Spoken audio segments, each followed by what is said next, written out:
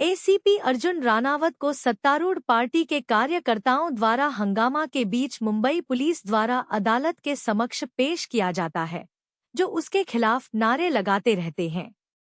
राणावत पर मुख्यमंत्री के फार्म हाउस में 18 सामूहिक हत्याओं का आरोप है। अदालत में वह सभी अपराधों को स्वीकार करता है और तत्काल मौत की सजा के अलावा कुछ भी नहीं अनुरोध करता है। तब कथा एक फ्लैशबैक में बदल जाती है। यह खुलासा करता है कि 1984 के दंगों के दौरान अर्जुन के माता पिता को मार दिया गया था और बाद में उन्हें शाकुंतला देवी द्वारा अपनाया गया था। शाकुंतला की एक बेटी राखी दीक्षित है, जिसे अर्जुन अपनी बहन पर विचार करता है और वे एक मजबूत भाई बहन का बंधन साझा करते हैं। अर्जुन और उनके दोस्त हैदर अली खान मुंबई पुलिस में एसीपीएस के रूप में काम करते हैं।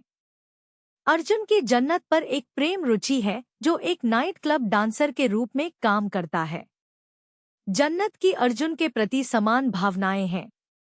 जैसे जैसे कहानी आगे बढ़ती है, राखी विवेक आचार्य, उसके कॉलेज के साथी और न्यायमूर्ति आचार्य के पुत्र से जुड़ जाती है।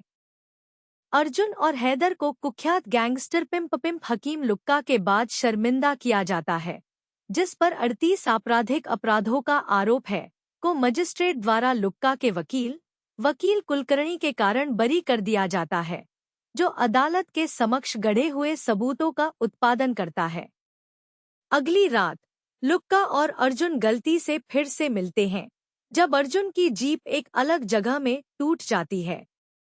आगामी परिवर्तन में लुक्का और उसके गुर्गे अर्जुन द्वारा मारे जाते हैं।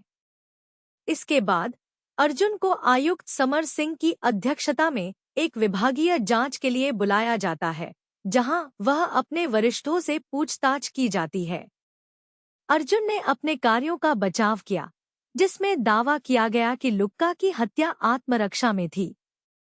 कमिश्नर समर ने मुख्यमंत्री सत्यनारायण जोशी को रिपोर्ट की और अर्जुन के कार्यों को सही ठहराया, यह तर्क देते हुए कि अपराध मुक्त राज्य को प्राप्त करने के लिए मुठभेड़ हत्याएं आवश्यक हैं।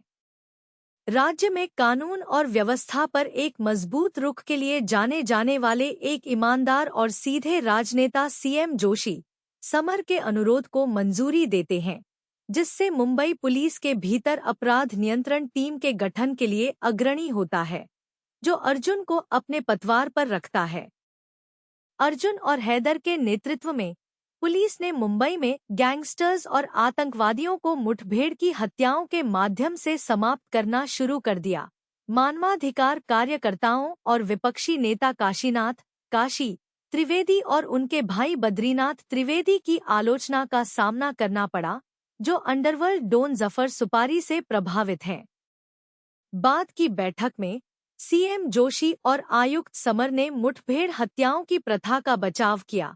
काशी और उनके सहयोगियों को सूचित किया कि ये कार्य तब तक जारी रहेगा जब तक कि मुंबई में अंतिम गैंगस्टर समाप्त नहीं हो जाता। उसी बैठक के दौरान अर्जुन काशी को अपमानित करता है। एक झंझरी काशी ने अर्जुन को चेतावनी दी है कि सीएम जोशी के दिन गिने जाते हैं और नए मुख्यमंत्री के रूप में सत्ता को समेकित करने के बाद वह आयुक्त को हटा देगा। वह आगे धमकी देता है कि अर्जुन को उसे सलाम करने के लिए रोजाना अपने कार्यालय में बुलाया जाएगा। जैसा कि अर्जुन बैठक छोड़ देता है, वह मीडिया कर्मियों द्वारा सामना किया जाता है। अर्जुन और हैदर ने मीडिया को सूचित किया कि जफर सुपारी और उनके गुर्गे के दिन गिने जाते हैं। काशीनाथ जफर सुपारी को आश्वस्त करता है कि वह 11 स्वतंत्र एमएलए में से 9 को सत्तारूढ़ पार्टी का समर्थन कर सकता है, अगर जफर सुपारी अपने खर्चों को पूरा करने का वादा करता है। काशी ने अंततः जोशी के नेतृत्व वाली सरकार को टॉप किया और जफर सुपारी की मदद से मुख्यमंत्री बन गए। आयुक्त समर सिंह को तुरंत आंध्र महाराष्ट्र सीमा पर एक नक्सल प्रवण क्षेत्र गढ़चिरौली में स्थानांतरित कर दिया जाता है। नवनियुक्त आयुक्त यशवंत देशपांडे केवल सीएम काशीनाथ और उनके पैसे के प्रति भ्रष्ट और वफादार हैं। हालांकि यह गैंगस्टरों और आतंकवादियों के खिलाफ अपनी कार्रवाई जारी रखने के लिए मुठभेड़ दस्ते में अर्जुन और उनके साथी अधिकारियों को नहीं रोकता है।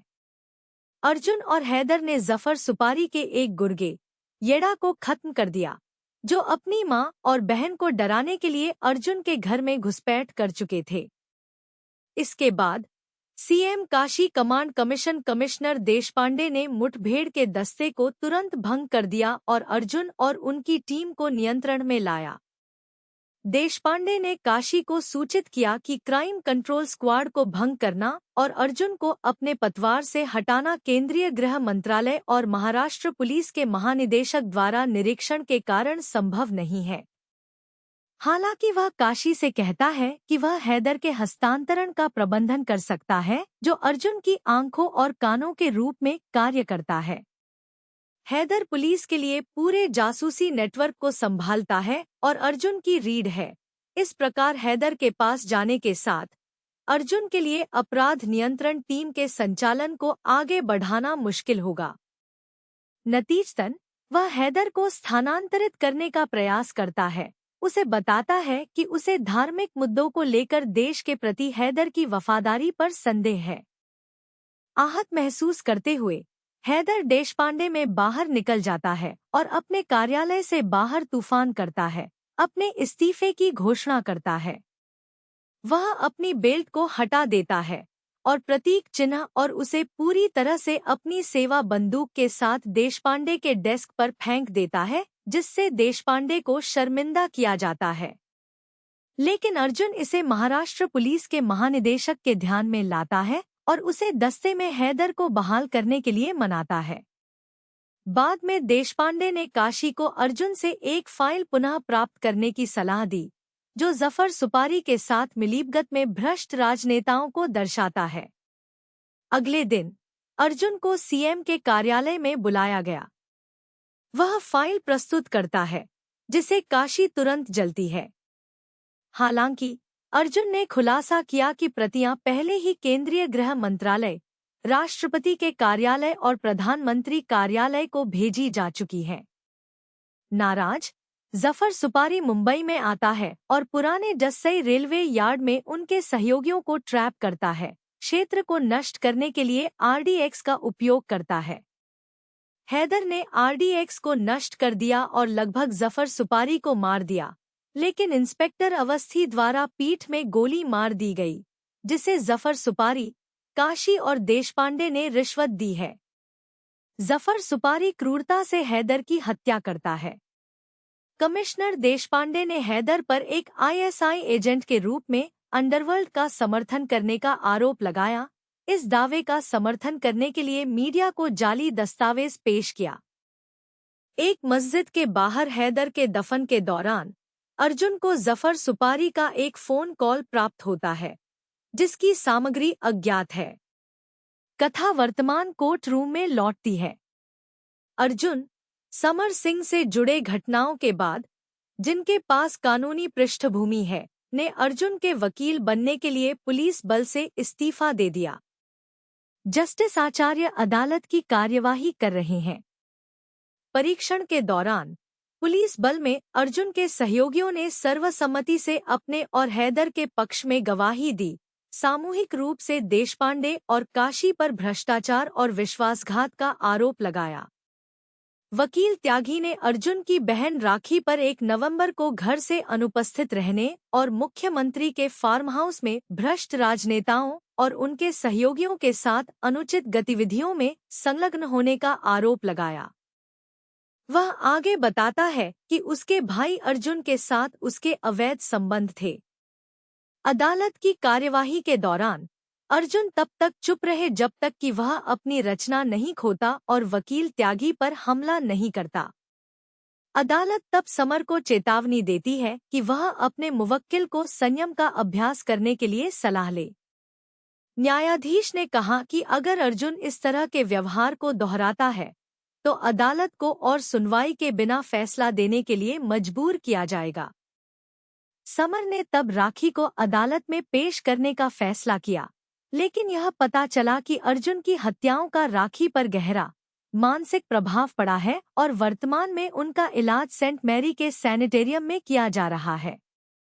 वह वहां जाता है और राखी उसे सच बताती है कि 1 नवंबर को क्या हुआ। अदालत में समर ने सफलतापूर्वक प्रदर्शित किया कि मुख्यमंत्री काशी और कमिश्नर देशपांडे दोनों ने अर्जुन और हैदर के खिलाफ रिपोर्ट तैयार की है। नतीजतन अदालत ने काशी और देशपांडे की गिरफ्तारी का आदेश दिया। इसके बावजूद समर भावनात्मक रूप से अर्जुन के लिए मौत की सजा जारी करने के लिए अदालत में अपील करता है, क्योंकि वह अर्जुन के कार्यों के पीछे दुर्भाग्यपूर्ण कारण का खुलासा नहीं कर सकता है। अप्रत्याशित रूप से राखी आगे बढ़ती है और सच्चाई का खुलासा करती है। 1 नवंबर की रात को उसे अपहरण कर लिया गया था और अपराधियों द्वारा गैंगरेप किया गया था, जिसमें बद्रीनाथ, जफर सुपारी, अवस्थी, कुलकर्णी, देशपांडे के बेटे और उसके लोग शामिल थे। अपनी बहन को बचाने के लिए सीएम के फार्म हाउस में क्रूर अर्जुन बचता है और हर एक को मारता है जिसने उसे छेड़छाड़ की। अपनी गरिमा की रक्षा के लिए उसने इस सब को चुप रहने के लिए चुना था। राखी की गवाही के बाद अर्जुन को अदालत द्वारा बरी कर दिया जाता है। इसके अतिरिक्त अदालत ने सीएम काशी और आयुक्त देशपांडे को देशद्रोह का आरोप लगाया। अंत में जैसा कि अर्जुन कोर्ट हाउस से बाहर निकलता है, उसे महाराष्ट्र पुलिस से सलामी से सम्मानित किया जाता है, जहां उसे लौटने की उम्मीद है और अपने कर्तव्यों का निर्वहन करना जारी रखा है।